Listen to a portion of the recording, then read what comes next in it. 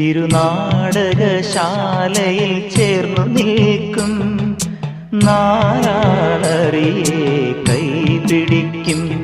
തിരുനാടകശാലയിൽ ചേർന്നു നിൽക്കും യമുനാ നദിയായി കുളിരലയിളകും നിലവിൽ അമ്പലപ്പുഴെ ഉണ്ണിക്കണ്ണനോടു നീ എന്തു പരിഭവം മെല്ലയോതി വന്നുവോ.